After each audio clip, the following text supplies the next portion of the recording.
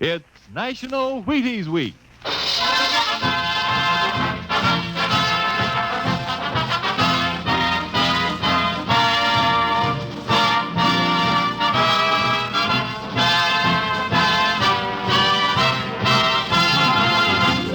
Yes, it's National Wheaties Week, and Wheaties presents Dimension X.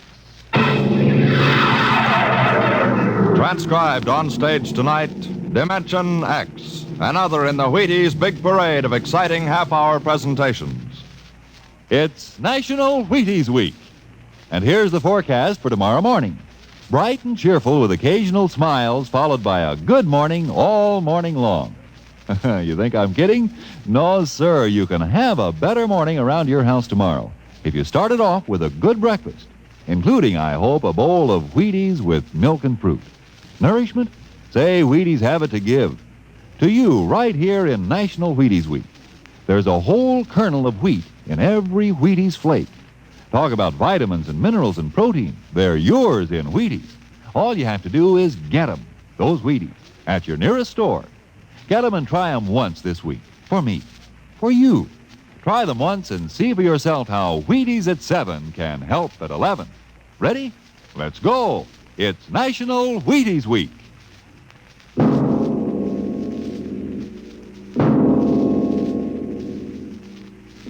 Now, tonight's adventure into the unknown world of the future. The world of Dimension X, where anything can happen.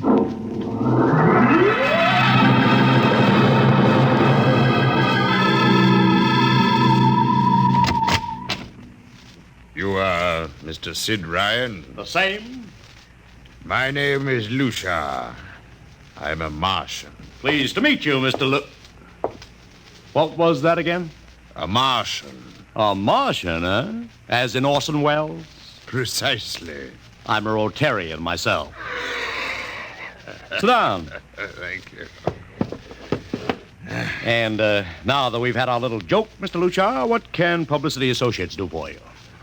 It has been my observation that advertising and publicity are the very backbone of earthly civilization. Spoken like a true Martian, Mr. Lucia. Now, if you'll tell me the name of the client. The client, of course, will be the Martian. You don't give up, do you? Give up? The gag, I mean. Oliver. Oh, yes, Mr. Ryan? This is Mr. Lucia. How do you do, Mr. Mr. Lucia Lucia? claims to be a Martian. Take him outside, will you, Oliver? Get the name of the sanatorium he escaped from and tell them to bring the butterfly net. Wait, sir. I'm happy to see, Mr. Ryan, that my telling you I'm a Martian has approximately the effect I supposed it would have. I believe we can do business. I have here the cash retainer of $5,000. Sit down, Mr. Lucia. Oliver, get the client a cigar. Yes, sir. No, the other box. Thank you. No. Well, now, what can I do for you, sir? I wish you to manage a publicity campaign. A very large, a very important campaign. Is the product established, or is it something brand new? Oh, something quite new. Now, what would you judge to be the most effective type of campaign? Well, if the client has a lot of dough to throw around, a suspense campaign is best. First, you place ads in the paper saying, watch this space. Then, about a week later, you run an ad saying XYZ, a PDQ, and you get people guessing what it means. Then, finally, when you've teased them enough, you bust loose and unveil the product. Excellent. Very well, sir. We shall conduct a suspense campaign. Of course, in this kind of campaign, secrecy is very important. Once the name of the product leaks out, it spreads like wildfire, and the whole campaign is kerfloppo. Yes, quite so. Utmost secrecy. That's right. You realize, of course, these things cost like crazy. Would, say, $1 million cover the expense? Come again? I said, would $1 million cover it? Why, yes, I imagine. You did say $1 million. I understood that you had handled some very large accounts of Of course, if this is too big. Oh, not at all. Not at all. As a matter of fact, I seldom touch anything less. Right, Oliver? Huh? Oh, of course. That's right, Mr. Ryan. Absolutely right. Good. You will begin then by saturating the newspapers, the radio, streetcars with a very simple statement. What's that? I shall write it for you. The Martians are coming. Say, that's not a bad teaser. Got that, Oliver? Yes, sir. The next ad will read, June 1st is Martian Day. June 1st is Martian Day. What happens on June 1st? The parade takes place. What parade? I wish you to arrange a parade up Fifth Avenue. You mean like the Macy parade? Exactly. Except that the theme will be the world of tomorrow. The Martian world. My client would like it to be a gay affair. Balloons, clowns, pennants, pretty drum majorettes. Say, that sounds terrific. I might be able to interest the department stores in a tie-in. Fine. The parade will climax the campaign. On June 1st, the product will be unveiled. Good enough. By the way, Mr. Lucia, just what is the product? What are we selling? Oh, no, Mr. Ryan. Secrecy, remember. Oh, but after all will be revealed to you in good time, Mr. Ryan. For the moment, let us say we are selling a concept. Concept. Precisely. The concept of invasion from Mars.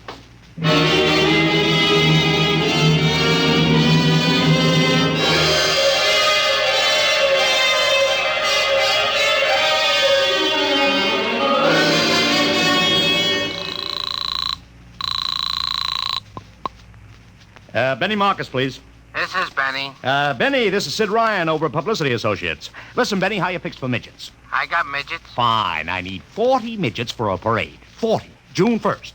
And listen, Benny, I want them dressed in little space suits. What? You know, like men from Mars, okay? Midgets. And I want some movie extras, maybe 50 of them. Also rigged up like men from Mars. Make them look gruesome. Got that? Gruesome. Also, I need some horses with pretty girls on top of them. Maybe you can get that bunch from Maroney's Traveling Circus. The ones we booked for the Fireman's Parade in Albany last year. Oh, try, Sid. And never mind the expense. Just get me the talent, okay? I gotta hang up now. Call me back, Benny. How you doing, Oliver? Oh, fine, Mr. Ryan, just fine. We got full-page ads in all the dailies and 10-second spot announcements on every local station, but it's costing a fortune. The more it costs, the bigger our percentage. Spend like you are going to the electric chair, Oliver. Yes, sir. How you making out on the parade? If it comes off, it'll be the biggest thing since Barnum invented the midget. I've got Macy's, gimbals, and sacks to contribute floats. Everything is built around the Martian theme, see? Even the horses will have long feelers attached to them and funny-looking extra legs. It'll be sensational. Oh, yeah, it sounds fine, only, Only what? Oh, Mr. Ryan, we don't even know what we're selling. Oliver, my boy, do you think old Sid Ryan has been sitting here spending all this moolah and not putting two and two together? You mean you know who Lucia represents? Just by accident, understand, I have learned that Century Pictures is making a big new epic. A space opera entitled Invasion from Mars. Get it? Oh, I begin to see. Also, by mere coincidence, it happens to be the premiere sometime around June 1st. You follow me? But, Mr. Ryan, Century has an exclusive contract with New Features Syndicate for all their publicity. Suppose Century Pictures doesn't like the way New Features is handling their stuff. They want to get out of the contract, but New Features says no. So they have to get around the contract. A man named Lucia, client unknown, starts publicizing the Martian invasion. Need I go further? Oh, I get it, Mr. Ryan. Gee, I suppose I should have thought of that. No, Oliver, that's what I like about you. You're so innocent.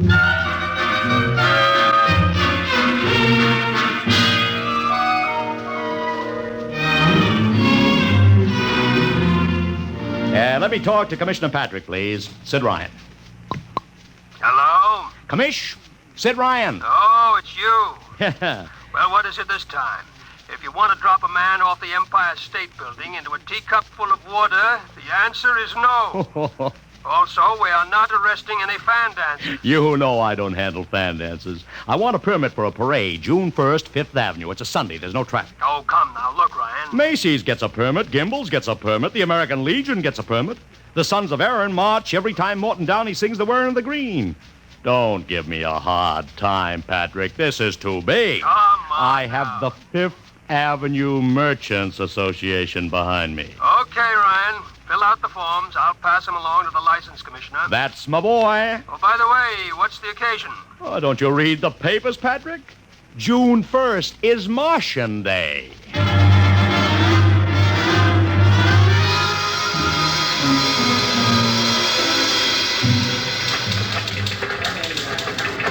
Well, Mr. Ryan, how is the campaign going? Like fire, Mr. Lucia, like fire. Everybody and his brother is going along with the gag. Yesterday, we distributed 50,000 Martian hats to school kids. I even arranged for Commissioner Patrick to accept a $50,000 check for the Policeman's Benevolent Fund from the man from Mars. Excellent.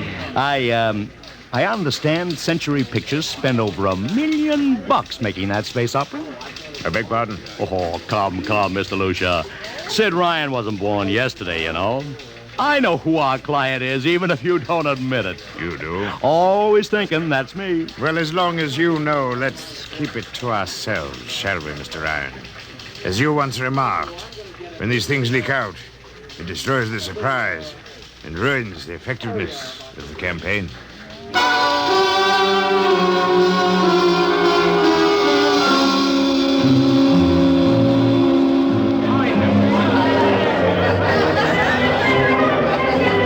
Ladies and gentlemen, this is Ron Heileman speaking to you from our portable transmitter atop the reviewing stand for the much-heralded Martian Parade on Fifth Avenue. It's a beautiful sunlit day here in New York. A perfect day for a parade. And the streets are packed with thousands of spectators, all eager to find out what this is all about. There's an air of shrill expectancy. Helen, over here! Okay, tell them all right. I've just had word from Sol Brown up at Central Park Mall that the Martians have landed from big pink balloons. And while we're waiting here for the arrival of the parade, we brought some people up to our microphone to tell you their reactions to this spectacular affair. What's your name, madam? Miss Ada Shackley. A little louder, please. Miss Ada Shackley. And where are you from, Mrs. Shackley? Columbus, Ohio. I see. And I see you have your family with you. Two little curly-headed boys. Are you in New York for your vacation? Yeah, we came for the Shriners Convention with their daddy. Well, what do you think of Martian Day, Mrs. Shackley? Well, it all seems very strange to me, but the boys have been pestering me to watch it, so we've been standing here for 2 hours. I can't make head or tail of it. Well, neither can a lot of other people, Mrs. Shackley, but judging by the thousands here already, there's a lot of curiosity. Curiosity killed a cat, folks say. Let's hope not. Thank you, Mrs. Shackley. And now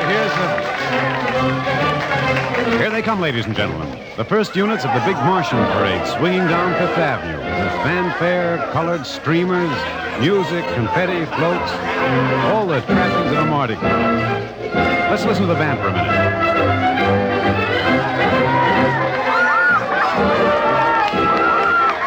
Here in the vanguard, the whole troop of little midgets in weird-looking pink and blue spacesuits, carrying Rube Goldberg weapons with signs painted on them.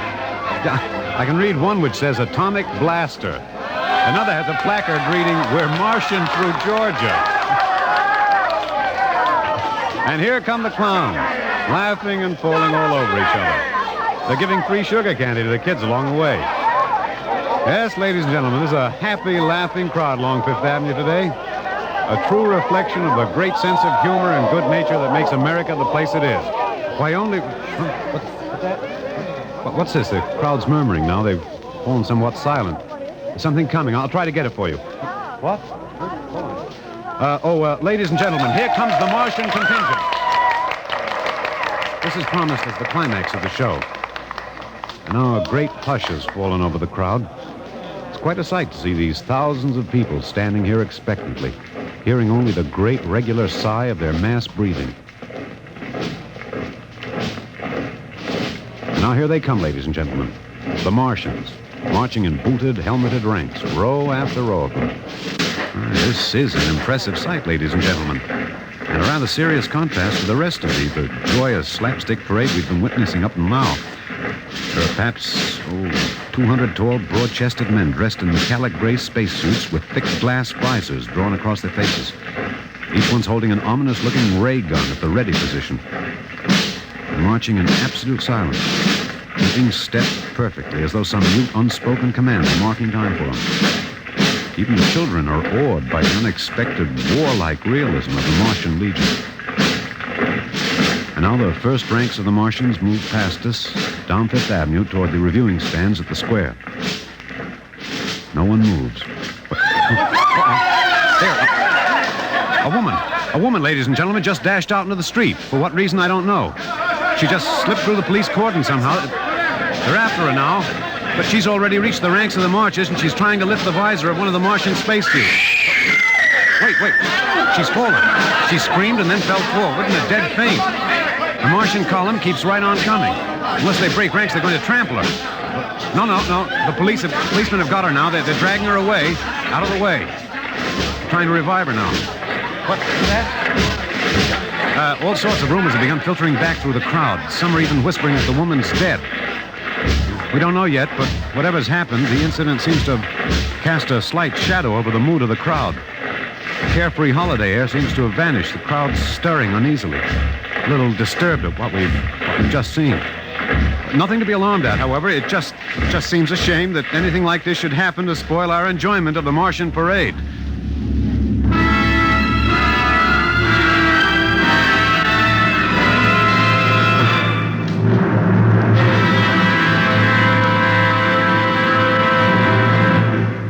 Dimension X will continue in just a moment. It's National Wheaties Week. Want to take that again, Frank? Oh, sure. It's National Wheaties Week, and we're celebrating. And that voice you heard belongs to my severest critic, who is here to help us celebrate tonight. He's the fellow who's backstage when I'm telling you about the Wheaties. He listens to see that I tell you right. Wheaties' best friend next to me, Blaine Butcher. I think you took that introduction a little fast, Frank. Now suppose... You see what I mean, folks? Seriously, Blaine, you say the Wheaties words once. Okay. All I'll say is this. Those of us who tell the Wheaties story believe what we say. And during National Wheaties Week, the good word is this. Get a package of Wheaties and try them just once. I'll be right behind you in line at your grocer's, between you and Frank Martin. Okay? Do that now. Try Wheaties. It's National Wheaties Week.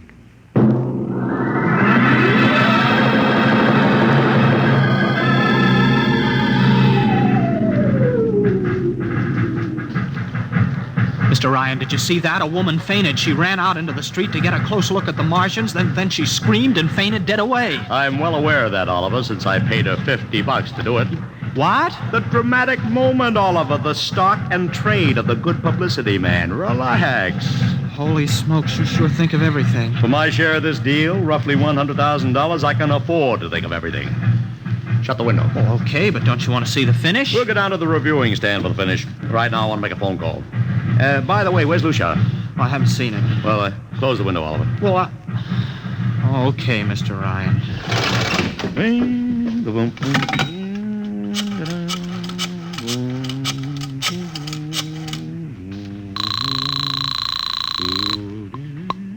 Marcus Talent Agency. Benny, this is Sid Ryan.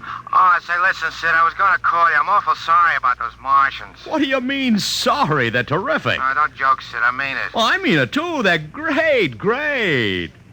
Are you in a bag? Never felt better. You mean it, don't you? Of course I mean it. What is this? There are Martians in the parade? About 150. Of course, I only ordered 50, but Sid. under the circumstance... Sid. What is it? Sid, don't you know I couldn't get you a single movie extra? There's a studio strike in New York. Huh? Wait a minute. Where'd these guys come from if you didn't hire them? I don't know. Hold on. Oliver, Oh, yes, Mr. Ryan? did you hire those Martians? Well, no, sir, I didn't... Benny, this is on the level, isn't it? Honest, Sid, I... Okay, Benny, I'll call you back. What's the matter, Mr. Ryan? I don't know. Just don't know. Wonder if Lucia hired them. What's Century Pictures number? Tremaine 4, 1000. Tremaine 4, 1...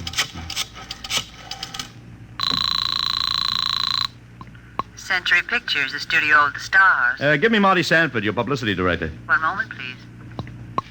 Sanford. Marty, this is Sid Ryan. Oh, hello, Sid. How's the... Fine. Listen, Marty, this is dead serious. On the level, get it? What's wrong? I've got to locate Lucia. Lou who? Lucia, come on now, Marty. This is life and death. The guy you sent over to hire me for the invasion picture. I never heard of a guy named Lou Shaw. And, what invasion picture? Invasion from Mars, the space opera. Are you batty? Marty. That picture was shelved last month. What? Sure, back in the can. The big shots decided you can't sell a Martian invasion to the American public. It's too incredible, Sid.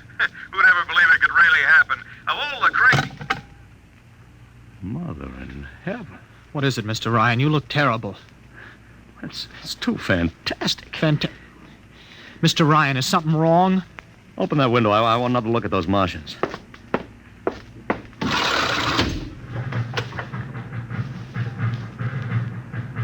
Look at them. Oliver, you were in the Army. Could 150 movie extras learn to march like that in, say, 24 hours? No. Not in 24 days, Mr. Ryan. Not a second's hesitation. Not one out of step. Look at the way they carry those ray guns at the ready. The only other time I've seen troops march like that was on a film of the Nazi SS troops marching through the streets of Paris. Mr. Ryan. Oliver, get down there. Find that woman who painted. Her name's Gloria Montez. Get her up here. Make it fast.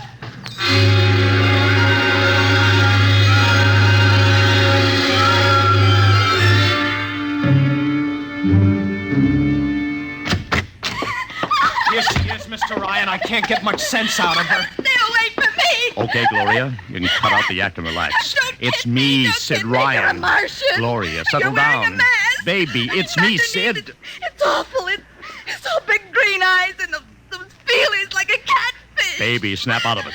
Listen, what happened down there? You ran out and screamed like I told you, but the fainting, that wasn't in the act. Go away, please. Go away. Just one question, baby. Inside that helmet, what did you see? Don't get anything out of her, Mr. Ryan. She needs a doctor. Okay, Oliver. I've heard enough anyway. You take care of Gloria here. Get her a drink. Where are you going? To see the commissioner.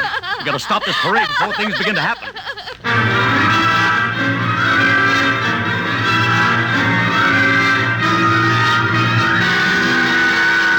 Okay, Ryan, what's the beef? Listen, Patrick, I don't know what it is, see, but something's wrong. You've got to stop that parade. I suppose you'd like the riot squad. That would get you a front-page spread on every paper in town. Now, look, Ryan, I've got no time for your cheap publicity gags. I'm a busy man. Listen, I'm trying to tell you I don't know where those Martians came from, who they are, anything about them. Oh, Ryan, I'm wise to your tricks. Now, if you let the sergeant show you out... You won't do it, huh? An honest citizen appeals for protection and you refuse it. I most emphatically do. Now beat it. All right, Patrick. I'll go right to the mayor's office. I'll have you busted flatter than the fried egg. Go ahead. I'm sure His Honor will be glad to toss you out on that phony nickel-plated skull of yours.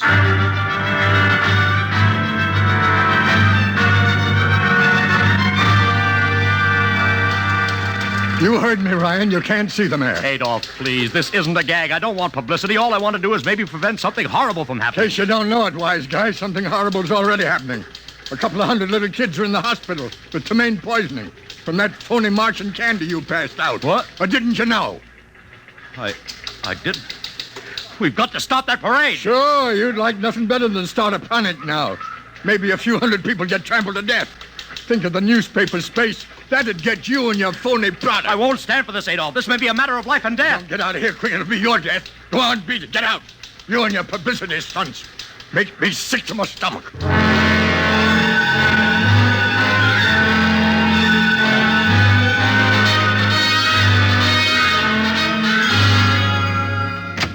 Oliver! Oliver! Oliver, where are you? Oliver! Oliver! Oliver! It is useless to scream at him, Mr. Ryan. Your friend is quite dead. Lucia. He wanted to run to the police with some story about a Martian invasion. I found it necessary to restrain him. Restrain him, you stinking murderer! Now, Mr. Ryan, collect yourself. After all our planning, it wouldn't do to have everything spoiled now, would it? Lucia, start talking and talk fast, because when you get through, I'm going to take you apart piece by piece. What's this all about? Surely you know, Mr. Ryan. After all, you've been publicizing it for months. You see, before colonizing your planet, the Martian government sent some of us as scouts in advance, disguised as Earthmen, of course, to study your habits, your weaknesses. We found that the people on Earth are predominantly conditioned by advertising and publicity. And so we conceived the idea of treating our entire invasion as a vast publicity stunt. Clever, yes? After all, Mr. Ryan, who would suspect an invader who advertised his invasion in the newspaper, invited the public to his surprise attack, and spent millions publicizing his plans? Holy jumping. You've done very well, you see. Then there was no product. Ah, but there is a product. The product is death. What are you trying, Lucia? We Martians are a humane people, Mr. Ryan. We do not like to destroy thousands where a few hundred will suffice. In exactly 2 minutes, our troops will treat the world to a spectacle of death, which will bring the rest of your planet to its knees in horror. Nations will clamor to surrender. Perhaps, Mr. Lucia, but not if I can help it. No!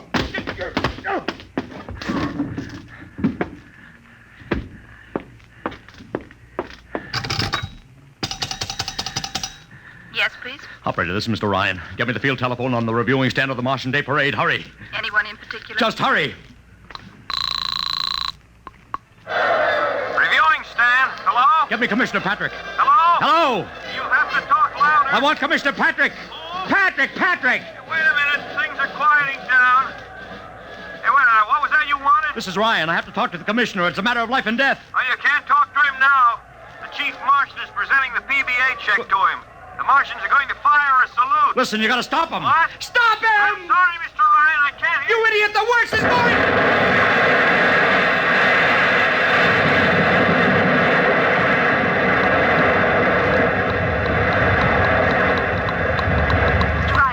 Mr. Ryan, you've been cut off. I heard it. Is something the matter? No, operator. Doesn't matter. Nothing matters now.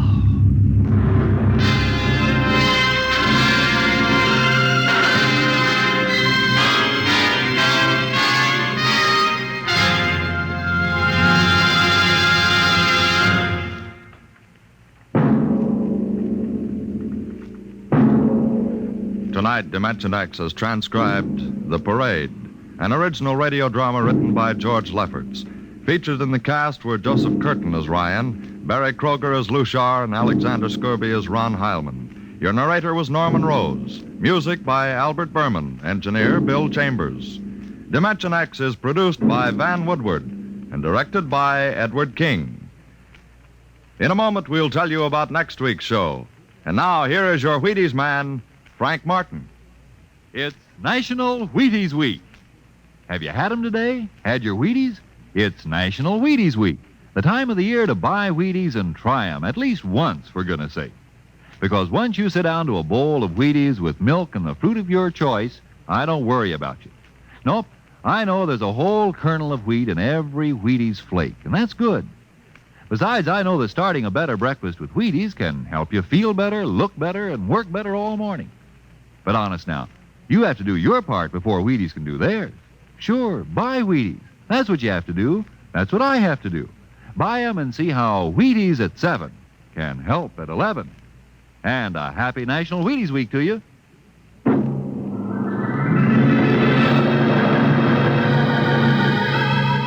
Listen next week when we present the Robert Heinlein story, The Roads Must Roll. Another adventure into the world of tomorrow. The world of... Dimension X.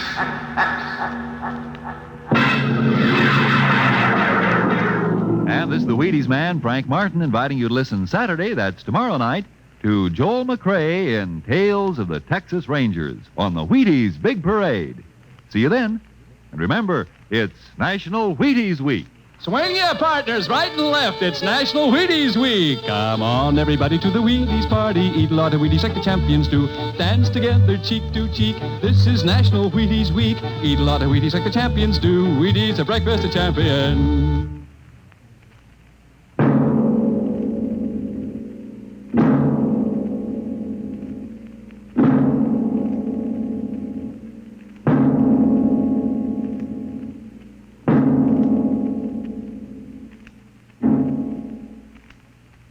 This program came to you from New York. Jack Late's coming up October 6th. It's Bill Bendix on NBC.